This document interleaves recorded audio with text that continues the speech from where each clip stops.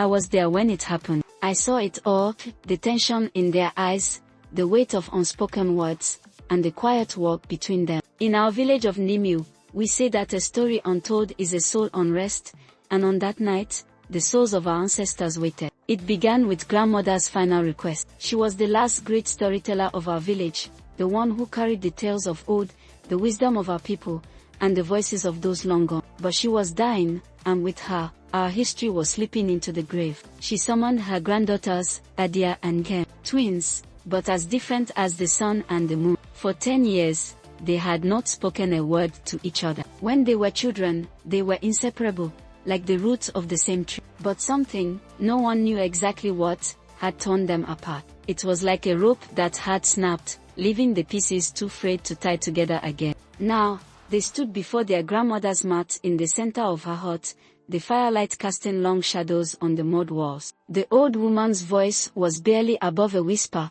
but her words carried the weight of an elder's command. For 30 nights, you must tell each other a story, one true story about the other. Only the truth. If you fail, Nimu will lose its stories forever. The sisters exchanged wary glances. It was a strange request, but when an elder speaks, you do not question, you listen. And so, the first night began. They sat across from each other on woven mats, the fire between them crackling softly. Adia, the elder twin by a few breaths, spoke first. I remember the day you climbed the Iroko tree, she said. We were 7. Father told us not to, but you never listened. You climbed so high that the wind shook the branches, and you laughed. I was afraid for you, but you laughed. Nkem's lips twitched, but she said nothing. The next night, it was her turn. I remember the time you stole mother's cowrie bracelet, Nkem said. You took it and hid it under our sleeping mat. I knew, but I never told. You were always the good one, the obedient one. I wanted you to stay that way. Adia blinked,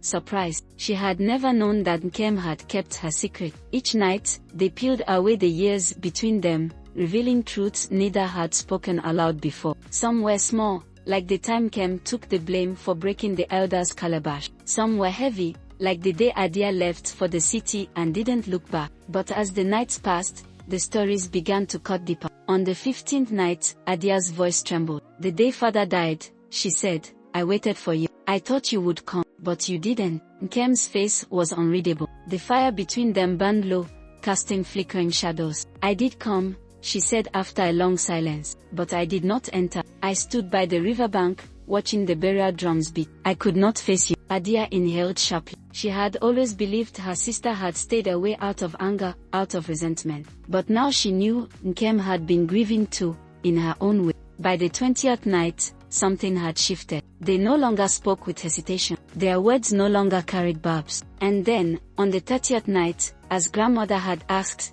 they told the last stories. Adia spoke first. The night before I left for the city, I almost stayed. I stood outside your hut, listening to you breathe. I wanted to wake you, to tell you I was sorry, but I was afraid. Nkem's eyes glistened in the firelight. She took a deep breath. The day you left, she whispered, I stood on the path and watched you go. I waited for you to look back. You never did. Silence stretched between them, longer than it had in years. Then, without a word, Adia reached across the dying fire and took her sister's hand. Outside, the villagers who had been listening from the shadow sighed in relief. Grandmother, lying weak on her mat, smiled. The stories had been told, and Dimyu would never lose its history.